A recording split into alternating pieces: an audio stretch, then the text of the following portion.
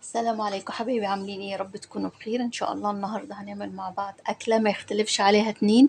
هنعمل مع بعض الكوارع بطريقه سهله وبسيطه جدا، وهتلاقوها وصفه حلوه وان شاء الله هتعجبكم. يلا بينا نبدا. معانا كوارع، معانا فلفل اسود، ورق لورا، وحبهان، ومعانا نص طماطمايه وبصلايه وعصرة ليمون كده. واحنا حاطين طبعا الكوارع غسلينها كويس قوي بملح ودقيق وخل ومظبطينها يعني. اهم حاجه تنضفيها حلو قوي، تغسليها كذا مره. وكده حاطين ان احنا ميه على النار تغلي، وهنسقط الكوارع وهنشوف ايه خطواتنا. الكوارع معانا،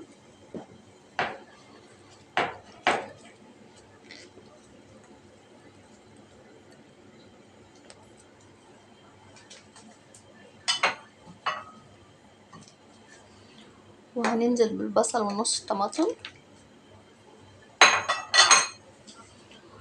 والفلفل واللورا والحبهان،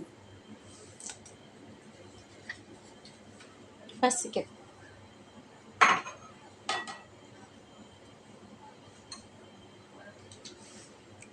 وهنعمل يعني ايه، مش ليمونه كامله، نص وعصره بس اهي. نشيل بس البذره اللي وقعت من الليمونه،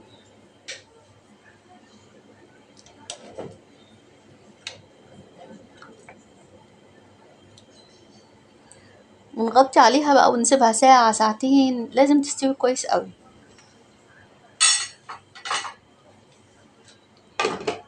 بس كده. اول لما تغلي معانا شويه كده نوطي عليها ونسيبها تستوي على الهادي خالص لمده ساعه او ساعتين زي ما قلنا. هنعمل مع بعض الصلصه بتاعت عشان هنعمل معاها فته كوارع. طبعا الرز هنعمله ابيض عادي جدا زي ما الكل بيعمله. هنعمل بقى ايه هنا؟ الصلصه الثوم، حطينا معاه السمنه، عايزين زيت ذره اللي انتوا عايزينه يعني، تصفر بس شويه، ونكمل بقى ايه، ننزل بالخل عليها. يعني ما تسيبوش التوم يحمر عشان ما تبقاش ريحتها وطعمها مش حلو، يا دوبك بس يصفر وبنشم الريحه ونروح حاطين ايه، الخل والطماطم على طول. خلاص كده اصفرت معانا.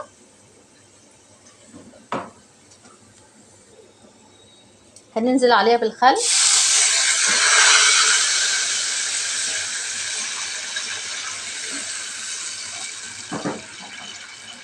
وبعدين الطماطم،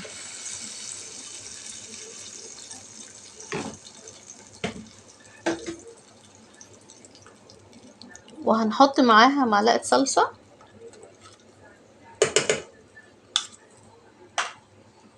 عشان الطماطم مش حمرا قوي فايه حطيت معلقه بس صلصه.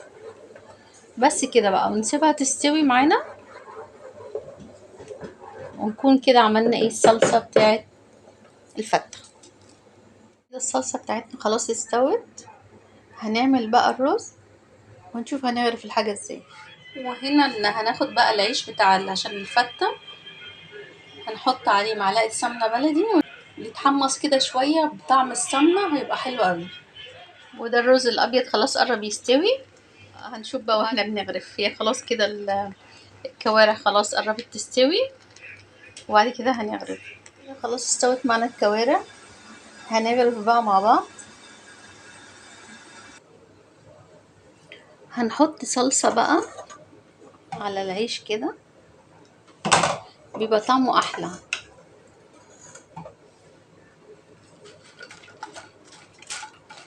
قبل ما نحط عليها الشوربة،